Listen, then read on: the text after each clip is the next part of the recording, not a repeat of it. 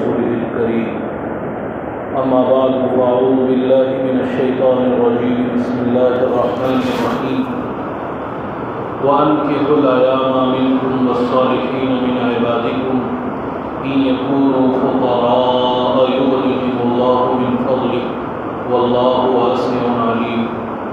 وقد ورد في الخبر عن النبي الصادق الأبر أنه قال: يا معشر الشباب من استطاع منكم الباءة فليتزوج فإنه أغض للبصر وأحسن للفرج أو كما قال عليه الصلاة والسلام. صدق الله العظيم وبلغ رسوله النبي الكريم ونحن على ذلك لمن الشاهدين والشاكرين والحمد لله رب العالمين. سبحانك لا علم لنا إلا ما علمتنا إنك أنت العليم الحكيم. رب اشرح لي صدري ويسر لي أمري واحلل عقدة من لساني ويفقهوا قولي. اللهم انفعني بما علمتني وعلمني ما ينفعني وزدني علما. إن الله وملائكته يصلون على النبي يا أيها الذين آمنوا صلوا عليه وسلموا تسليما. اللهم صل وسلم وبارك وأنعم على عبدك ورسولك محمد وعلى آله وأصحابه وأزواجه وذرياته وأهل بيته أجمعين. میرے محترم بزرگ اور عزیز نوجوان، اس وقت ٹھنڈی کا موسم ہمارے ہاں شروع ہو رہا ہے اور الحمدللہ مسلم معاشرے میں نکاح اور شادی بیاہ بھی بڑھتے جا رہے ہیں. اس موقع پر دین کی کیا ہدایات اور شریعت کی کیا تعلیمات ہیں اس کو مختصراً ذکر کرنا ہے، اس لیے کہ دین نام ہے وقت کے تقاضے پر عمل کرنا.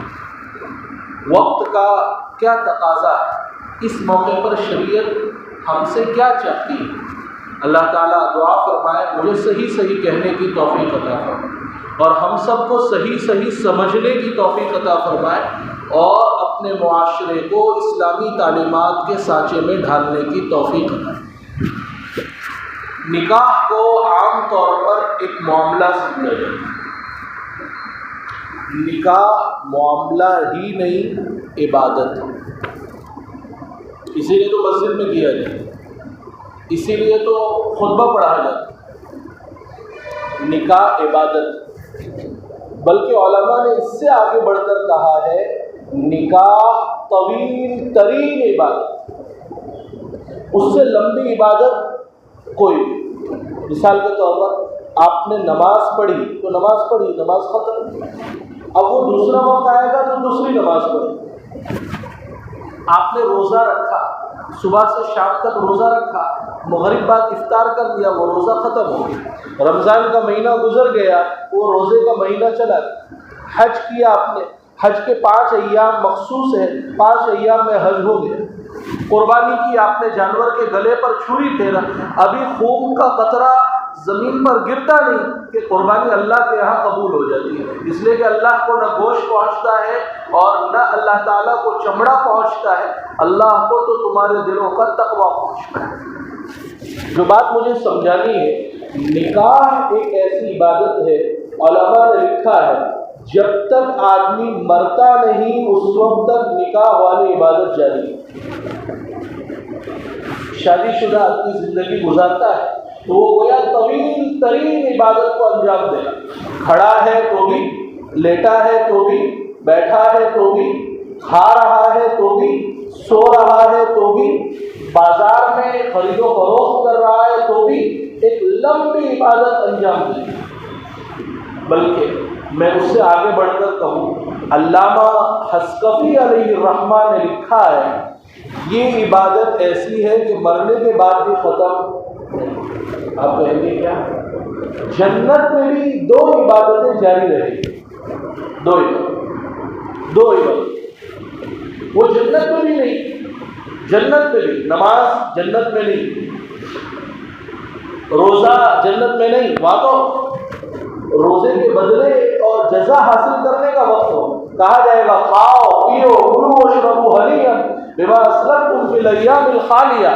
لیکن روزہ ایسی عبادت ہے، نکاح ایسی عبادت ہے، علامہ حصکفی نے الدر المختار میں لکھا ہے 2 عبادتیں ایسی ہیں جو جنت میں بھی جاری رہے گی۔ نکاح، وہاں پر بھی نکاح ہوگا، قرآن میں وَزَوَّجْنَاهُمْ بِحُورٍ عِينٍ، ہم گوری چٹی بڑی بڑی آنکھوں والی عورتوں سے ان کا بیاہ کرا۔ نکاح ایک ایسی عبادت ہے جنت میں بھی جاری ہے، اگرچہ حیثیت بدل جائے، دنیا میں حیثیت الگ ہے اور جنت میں حیثیت، اور ایک ہے اللہ کا ذکر۔ اللہ کا ذکر ایسی چیز ہے کہ جنت میں بھی جاری ہے، بلکہ جنتیوں کو افسوس ہوگا وہ گھڑی جو بغیر ذکر اللہ کے گزر گئی۔ ان کی آخری گفتگو ہوگی، جیسے خطیب جب تقریر ختم کرتا ہے تو کیا کہتا ہے؟ وَآخِرُ دَعْوَاهُمْ أَنِ الْحَمْدُ لِلَّهِ رَبِّ الْعَالَمِينَ۔ جیسے اسلام میں دیگر عبادات کے طریقے ہوتا ہے، بھائی نماز پڑھنا ہے تو اس کا ایک مخصوص طریقہ ہے، میتھڈ ہے، اس طریقے کے مطابق نماز پڑھنی، روزہ رکھنا ہے تو اس کا ایک طریقہ ہے، حج کرنا ہے اس کا طریقہ ہے، قربانی کرنی ہے اس کا ایک طریقہ ہے، عمرہ کرنا ہے اس کا ایک طریقہ ہے۔ تو جب نکاح بھی عبادت ہے تو اس کا بھی تو کوئی نہ کوئی طریقہ ہوگا، کہ ایسے تھوڑی کہ جو جی میں آیا جس طرح چاہا نکاح کر لیا، شادی کر لی، پھیرے پھیر لیے اور یہ کر لیا۔ اسلام نے نکاح کو جب عبادت قرار دیا تو اس کا بھی طریقہ بیان کیا، اور اب وہ طریقہ کون بیان کرے گا؟ ظاہر سی بات ہے، نبی کی بعثت ہوتی ہی اسی لیے شریعت اور سنت کے ذریعے سے نکاح جیسی عبادت کا طریقہ، اسی لیے حدیث میں آتا ہے ہر نبی نے نکاح کیا۔ وَلَقَدْ قرآن میں ہے وَلَقَدْ أَرْسَلْنَا رُسُلًا مِّن قَبْلِكَ وَجَعَلْنَا لَهُمْ أَزْوَاجًا وَذُرِّيَّةً، آپ سے پہلے ہم نے بہت سے رسول بھیجے، سب کی بیویاں، سب کی اولاد۔ انبیاء کیا ہوتے ہیں؟ آئیڈیل ہوتے ہیں، نمونہ ہوتے ہیں، وہ معاشرے میں رہنے والوں کے لیے آئیڈیل نمونہ۔ حتیٰ کہ عیسیٰ علیہ السلام جنہوں نے نکاح نہیں کیا ہے، لیکن ہمارا عقیدہ ہے قرب قیامت میں نازل ہوں گے، نکاح کریں گے، حدیث میں اولاد اللہ کے رسول صلی اللہ علیہ وسلم نے خود متعدد نکاح اپنی بیٹیوں کا نکاح کروایا، کئی صحابہ کرام کے، اور آپ نے نکاح کا طریقہ، میتھڈ امت کو شریعت اور سنت کے ذریعے سے تعلیم دی۔ اب ہمارے پاس ایک کسوٹی، ایک معیار، جو نکاح شریعت اور سنت کے جتنا مطابق ہوگا اتنا ہی خیر و برکت کا ذریعہ ہوگا، اجر و ثواب کا ذریعہ ہوگا، اللہ اور اس کے رسول کی خوشنودی کا ذریعہ ہوگا۔ اور جو نکاح، جو شادی، جو بیاہ شریعت اور سنت سے جتنا ہٹا ہوا ہوگا اتنا ہی، چاہے وہ نکاح ہو جائے، جیسے آپ نماز پڑھیں لیکن سنت طریقے کے مطابق نہ پڑھے تو نماز تو ہو جائے، ذمہ سبکدوش، لیکن وہ ثواب نہیں ملے گا جو سنت طریقے کے مطابق نماز پڑھے۔ آپ نے حج کیا لیکن سنت طریقے کے مطابق نہیں کیا تو حج ذمہ سبکدوش ہو جائے گا، لیکن وہ ثواب نہیں ملے گا جو اللہ رسول کے طریقے، اللہ کے بتلائے ہوئے رسول صلی اللہ علیہ وسلم کے طریقے کے مطابق حج کرنے پر جو ثواب اللہ تعالیٰ عطا فرمائے۔ بیائی میری گفتگو کا مقصد آپ سمجھ رہے ہوں گے، نکاح بھی اگر رسول کے بتلائے ہوئے طریقے کے مطابق، شریعت اور سنت کے مطابق ہوگا اتنا ہی خیر و برکت کا ذریعہ ہوگا، اجر و ثواب کا ذریعہ ہوگا، اور سب سے بڑی بات یہ کہ اللہ کو راضی کرنے کا ذریعہ ہوگا۔ اور جتنا ہٹا ہوا ہوگا اتنا ہی اللہ کی ناراضگی کا ذریعہ بنے گا۔ مجھے اس موقع پر ایک بزرگ کی بہت اچھی بات یاد آ رہی ہے، فرماتے ہیں شادی بیاہ کے موقع، شادی بیاہ اور ولادت اور موت کے موقع، یہ 2 موقع، 3 موقع، شادی بیاہ اور ولادت اور موت کے موقع پر آدمی اتنا بزدل بن جاتا ہے کہ معاشرے کے خلاف اور اگینسٹ جانے سے ڈرتا ہے۔ بھائی یہ تو رسم ہے، رواج ہے، کرنا ہی پڑے گا، معاشرے کو کیا منہ دکھائیں گے، سماج میں رہنا، ایسے جملے سنے جاتے ہیں کہ نہیں؟ ہم خود بولتے ہیں معاشرے میں رہنا ہے، سماج میں رہنا ہے تو کرنا پڑے گا۔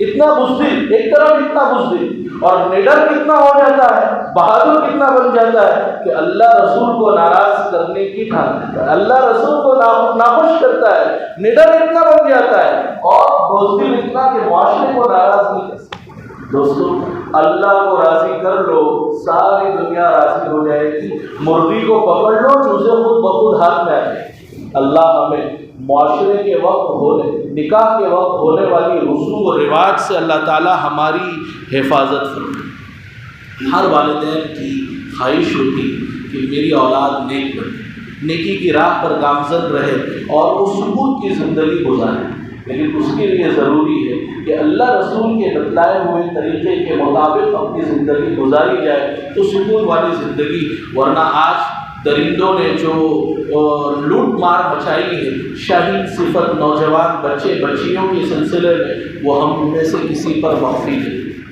اللہ ہم سب کی حفاظت فرمائے، اللہ ہم سب کی حفاظت فرمائے۔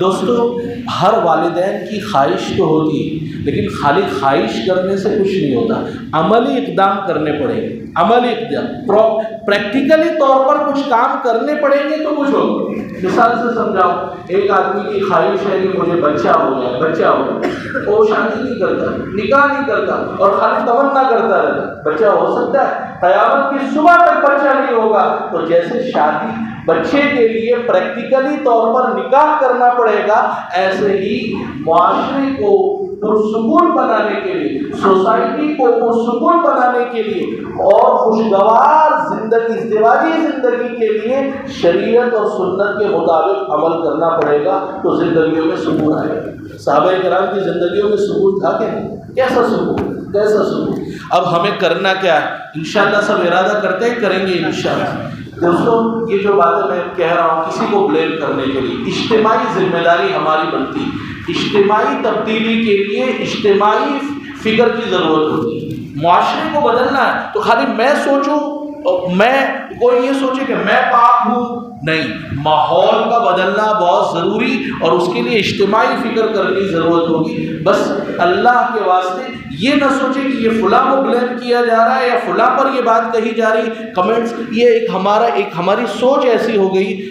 ہم سب محتاج ہیں، کلکم خطاؤون، ہم سب گنہگار ہیں، ہم سب، ہمارے اندر یہ برائیاں ہیں، ہمیں دور کرنا ہے۔ کہنے والا ادھر اوپر بیٹھ کر کہہ رہا ہے، اس کا یہ مطلب نہیں کہ وہ گناہوں سے پاک زندگی گزار رہا ہے۔ اللہ ہم سب کو گناہوں سے پاک زندگی نصیب فرمائے۔ سب سے پہلا کام سماج کو پاکیزہ بنانے کے لیے، معاشرے کو پاکیزہ بنانے کے لیے سب سے پہلے نکاح کو زیادہ سے زیادہ رواج دینے کی ضرورت ہے۔ بالکل صحیح بات کہی، اور آپ جانتے ہیں نکاح جس قدر زیادہ ہوگا زنا کم ہوگا، اور زنا جس قدر زیادہ ہوگا نکاح۔ آج معاشرے میں الامان والحفیظ، غالباً میں نے یہاں بیٹھ کر یہ کسی جگہ کہا تھا، ایک صاحب نے مجھے بتلایا کہ گیسٹ ہاؤس والے یہ کہہ رہے ہیں کہ مسلمان لڑکیاں برقع پہن کر غیروں کے ساتھ گیسٹ ہاؤس میں رات گزارتی ہے، وہ کچھ کہہ نہیں پاتے اس لیے کہ 18 سال سے بڑی عمر کی ہے اور وہ آزاد ہے اپنی منمانی کرنے۔ پوری گیسٹ ہاؤس کے سارے کمرے بلاک ہوتے ہیں۔ الامان والحفیظ، جو بات میں سمجھانا چاہ رہا ہوں دوستو، یہ بہت توجہ سے سن کر اس پر عمل، نکاح کو جتنا ہو سکے رواج دینے کی ضرورت ہے۔ نکاح جس قدر زیادہ ہوگا زنا کم ہوتا جائے گا، اور زنا جس قدر زیادہ ہوگا نکاح کم۔ اس لیے آدمی کیا سوچتا ہے کہ دودھ کی پاکٹ ملتی ہے تو پھر بھینس پالنے کی کیا ضرورت، دودھ دینے والی گائے لانے کی کیا ضرورت۔ مثال سے آپ بات سمجھ رہے ہوں گے، اس میں تو ذمہ داریاں سنبھالنی پڑتی ہے، دودھ دینے والی گائے لانی پڑے گی تو اس کے چارے کا انتظام کرنا پڑے گا اور اس کو نہلانا پڑے گا، دھلانا پڑے گا۔ پاکٹ ملتی ہے، جلدی سے چائے بن، اور اب تو چائے کی دکان ہے، چائے کی دکان پر جا کر پی لیں۔ جو مثال کے ذریعے میں بعض باتیں زبان پر لانا مناسب نہیں سمجھتا، مثال سے العاقل تکفی الاشارہ، یہ آج کل ایک رواج بنتا جا رہا ہے، ذہنیت بنتی جا رہی ہے۔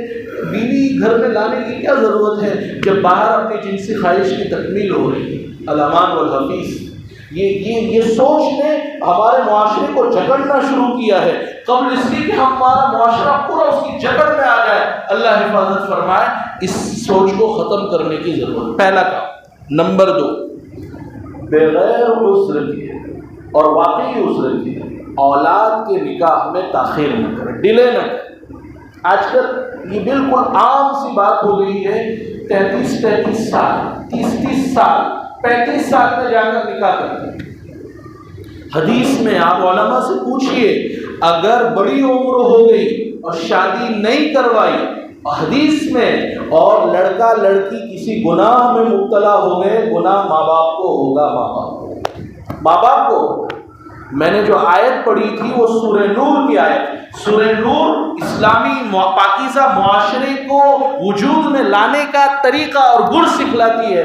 گزشتہ رمضان سے پہلے والے رمضان میں سورہ نور کی تفسیر یہاں پر کی گئی تھی. اگر آپ نے سنی ہو پورا اسلامی معاشرہ کیسے قائم ہو. دوستوں اس وقت ضرورت ہے اس بات کی، ماں باپ اس بات کو سمجھیں. جیسے ہی بچے بچیاں شادی کی عمر کو پہنچ جائیں جلدی سے نکاح کریں. عجیب افراد تفریح. یورپین کنٹریز میں تو ایسا ہو رہا ہے کہ بچے بچیاں اسکول میں پڑھ رہے ہیں اور ان کی اور سب کچھ ہو جاتا ہے، اولاد ہو جاتی ہے. وہ بچی پڑھ رہی ہے ابھی 13 سال کی، 15 سال کی، اور وہ اپنا بچہ اپنے ساتھ علمان والا. اور ہمارے یہاں بڈھے ہو گئے، بال سفید، لیکن ماں باپ نکاح نہیں کرتے.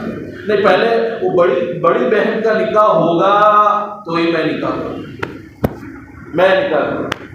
اور سب سے بڑا جو عذر پیش کیا جاتا ہے نا وہ کیا؟ ماں باپ کہتے ہیں ابھی یہ تھوڑا برسر روزگار ہو جائے، اپنے پیروں پر کھڑا ہو جائے پھر نکاح کرے، یہ تھوڑا کمانے لگ جائے، تھوڑا سا یہ ویل سیٹ اپ ہو جائے. یہ جملے بولے جاتے ہیں، ویل سیٹ اپ ہو جائے پھر نکاح کریں.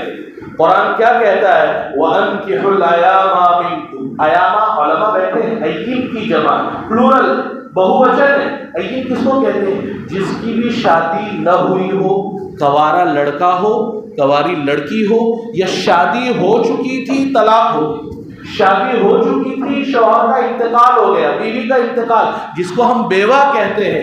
قرآن کا لفظ جامع ہے. قرآن کہتا بیوہ کا بھی نکاح کراؤ، اس لیے کہ بیوہ عورت گھر میں اکیلی رہے گی تو فتنہ ہوگا. علمان والحفیظ ہم ادھر ادھر دیکھتے ہیں، عجیب غریب صورتحال. وَأَنكِحُوا الْأَيَامَ مِنكُمْ. اور قرآن کیا کہتا ہے؟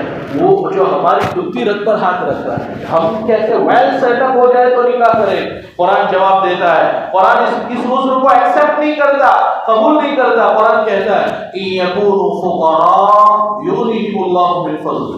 اگر یہ میاں بیوی غریب بھی ہوں گے نا تو اللہ تعالیٰ اپنے فضل سے غنی کر دیں گے، اپنے فضل سے غنی کر دیں گے، مالدار کر دیں گے. نکاح تو مالداری کا ذریعہ ہے، جو ذریعہ ہے وہ اختیار نہیں کرتے اور کہتے ہیں ویل سیٹ اپ ہو جائے. اس ذہنیت کو اللہ کے واسطے بدلنے کی ضرورت ہے، ورنہ ماں باپ بھی گنہگار ہوں گے، اس گناہ میں شریک ہوں گے. اگر جنسی بے راہ روی کا شکار ہوتے لڑکے لڑکیاں، حدیث کے مطابق ماں باپ بھی گنہگار.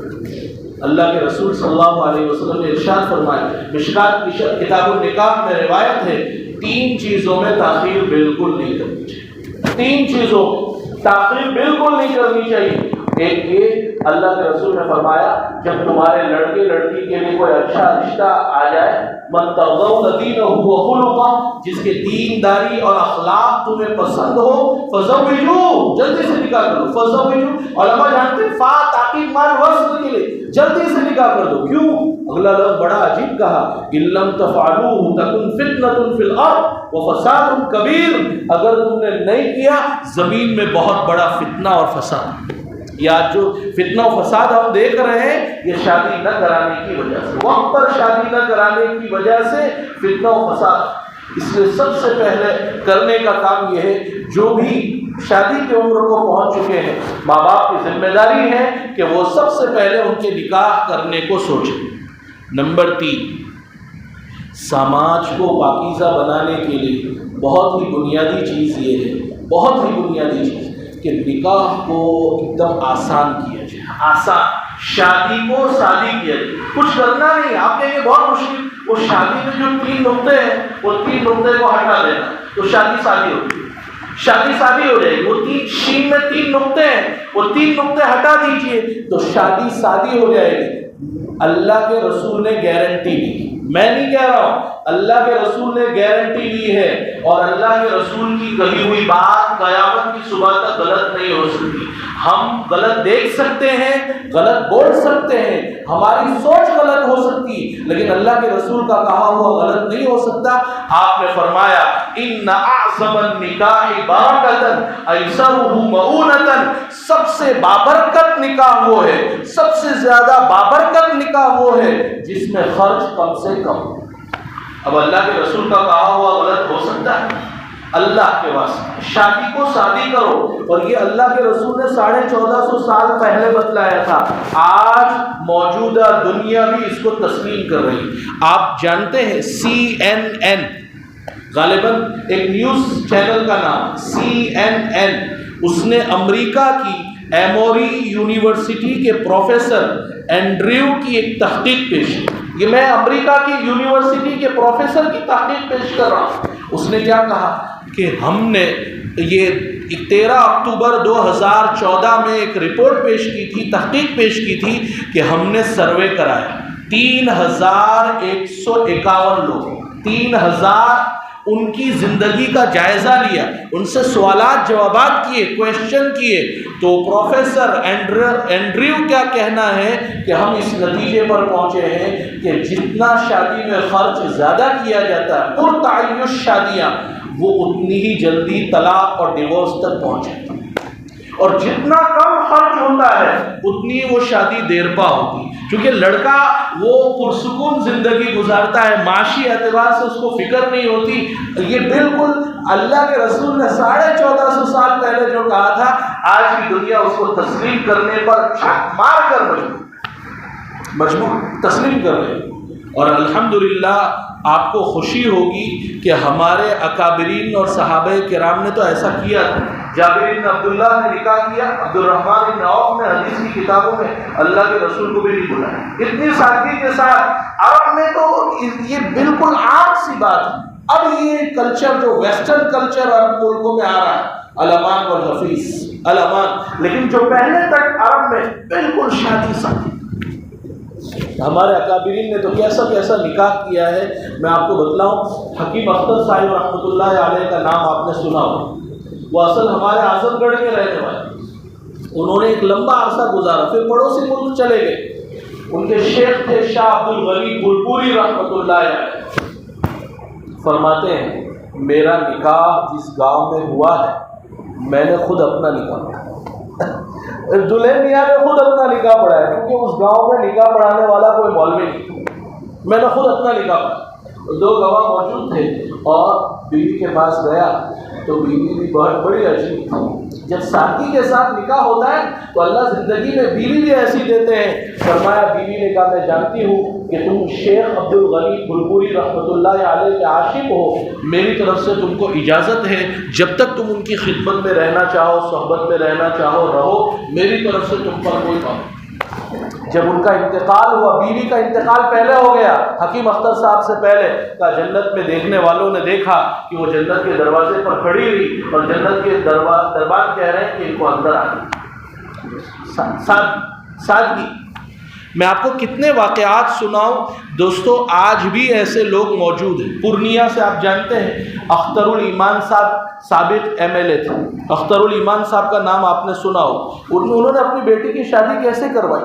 کیسے عصر کے بعد مسجد میں نکاح ہوا، مسجد میں نکاح ہوا، اور دلہے اور دلہے کے والد وغیرہ آئے تھے، خالی ان کو چائے اور ناشتہ کرا کر رخصت کر دی۔ MLA ہے، چاہے تو ہزاروں لاکھوں روپے خرچ کر سکتے ہیں۔ اور یوپی بہار میں تو جو شادی کا تصور ہے وہ یوپی بہار والے جانتے ہیں، لیکن آج MLA بھی ایسی شادی کر سکتے ہیں۔ یوٹیوب پر باقاعدہ موجود ہے، آپ چاہیں تو دیکھ سکتے ہیں، تحقیق کر سکتے ہیں۔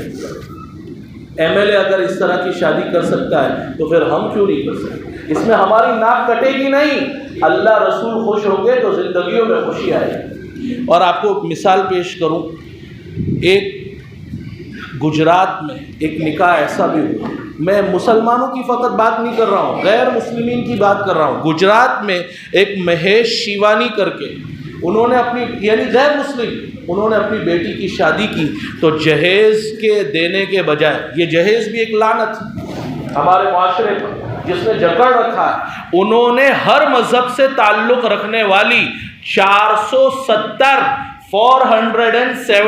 لڑکیوں کی، ایسی لڑکیوں کی شادی تھی جن کے باپ کا انتقال ہو چکا۔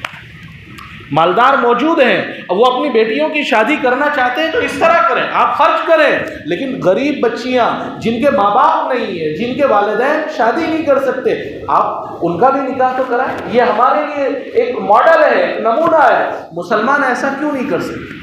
اجتماعی شادی کو ہم ایک عیب سمجھتے ہیں، نہیں میری ناک کٹ جائے گی۔ اللہ ہم سب کو ہوش کے ناخن لینے کی توفیق عطا فرمائے۔ حیدرآباد میں ایک نکاح ہوا، تلنگانہ کی بات کر رہا ہوں۔ اس میں آپ جانتے ہیں دلہن نے کیا مانگا؟ دلہن نے پیسے نہیں مانگا، ہار نہیں مانگا، لاکٹ چاہیے مجھے۔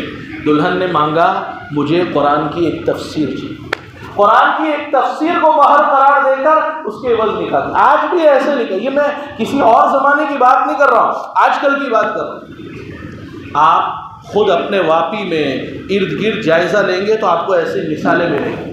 واپی میں ایک جماعت کے ذمہ دار ہیں، انہوں نے اپنی بیٹی کا نکاح کیا، کسی کو مدعو نہیں کیا، گھر کے 2-3 افراد موجود تھے اور انہوں نے، اس لیے کہ ان کا تعلق مفتی فرود صاحب گودھرا سے ہے دامت برکاتہم، ان سے مشورہ کر کے کیا، اتنی سادگی کے ساتھ حالانکہ وہ بڑے مالدار، آپ چاہیں تو میں نام لے سکتا ہوں لیکن میں بتلانا چاہتا ہوں۔ واپی میں ایک نوجوان ایسا ہے جس کا باپ روزانہ کے 50,000 5,000 10,000 معلوم کتنا کماتا ہوں، باپ نے کہا کہ نہیں، بارات تو جائے گی اور اتنے لوگ جائیں گے 70، بیٹا اڑ گیا، دلہا اڑ گیا کہ نہیں بارات نہیں جائے گی، اور پھر یہ اور ہوتے ہوا تھے بہت، یہ طے ہوا کہ عصر کے بعد جائیں گے اور نکاح ہوگا اور واپس آ جائیں گے، وہاں کھانا نہیں۔ میرے نوجوان ساتھی بیٹھے ہیں، دلہا اگر اڑ جائے تو گھر کی ہوم منسٹر کے بھی دماغ سیدھے کیے جا سکتے۔ بس آج اتنے نوجوان بیٹھے ہیں، میں ان تمام سے درخواست کرتا ہوں، والیان بیٹھے ہیں، اگر دلہا دلہن اڑ جائے یعنی ہمیں شادی سنت کے مطابق کرنی ہے تو انشاءاللہ آسان شادیاں ہمارے معاشرے میں رواج کریں گے انشاءاللہ۔ آج ہم عزم کریں، یہ جو معاشرے میں جو تصور ہے کہ آدمی قرض لے کر شادی کرتا ہے، قرض لے کر، معاف کیجیے گا میں کسی پر بلیم نہیں کر رہا ہوں، بہن کو میراث میں حصہ نہیں دیتے، ہاسپٹل کا واجب الادا جو بل ہے وہ ادا نہیں کیا، لیکن بیٹی کی شادی میں لاکھوں روپے خرچ کرنے کے لیے میں تیار ہوں۔ میرا حال اللہ مجھے توفیق سے نوازے۔ یہ چند واقعات صرف اس لیے بتلائیں، باتیں تو بہت ساری ہیں جو ہمارے معاشرے میں شادی کے موقع پر رسوم و رواج ہے۔ حضرت تھانوی نے ان کو ایک مثال کے ذریعے سمجھایا۔ حضرت تھانوی کی کتاب اصلاح الرسوم، حضرت تھانوی نے فرمایا ہمارے معاشرے میں جو رسوم و رواج ہے اس کے نتیجے میں کہنا چاہیے شادی قیامت صغری کبریٰ ہے، تو وہ منگنی وہ قیامت صغریٰ ہے، یعنی شادی بڑی قیامت ہے تو منگنی جو ہے وہ چھوٹی قیامت۔ اس جملے میں سب کچھ آ گیا۔ میں دوستو یہ آج اس لیے بیٹھا ہوں کہ ہم اجتماعی طور پر اپنے گھر سے شروعات کرنے کی کوشش کریں۔ میں کوشش کر سکتا ہوں، نتیجہ اللہ کے ہاتھ میں۔ شادی کے موقع پر عین موقع پر جا کر تقریر کرنے سے وہ باتیں نہیں، پہلے سے ذہن سازی کرنی پڑے گی، پہلے سے گھر والوں کا دینی ذہن بنانا پڑے گا، ان کو تعلیم میں یہ باتیں لانی پڑے گی۔ جب بار بار پانی کا قطرہ اگر گرتا ہے تو پتھر پر بھی اپنا نشان چھوڑ جاتا ہے، انشاءاللہ وہ دل پر یہ باتیں اثر انداز ہوگی۔ مجھے امید ہے کہ یہاں سے ایک نیا عزم لے کر ہم جائیں گے اور اپنے معاشرے کو پاکیزہ بنانے کی کوشش کریں گے انشاءاللہ۔ اللہ تعالی ہم سب کو توفیق عمل سے نوازے۔ جو باتیں کہی گئی اس میں اگر کوئی غلطی ہو تو اللہ مجھے معاف فرمائے، کوئی لہجہ تلخ ہو گیا ہو تو میں معافی چاہتا ہوں، لیکن یہ ہمارے معاشرے کی صورتحال ہے، ہمیں گمبھیرتا سے بہت ہی زیادہ فکر مندی کے ساتھ سینسیٹیو ہو کر حساس ہو کر اس مسئلے کو سوچنا پڑے گا، تو انشاءاللہ ہمارا معاشرہ پاکیزہ معاشرہ بنے گا۔ اللہ تعالیٰ کہنے سننے سے زیادہ عمل کرنے کی توفیق عطا فرمائے۔ وآخر دعوانا الحمد للہ رب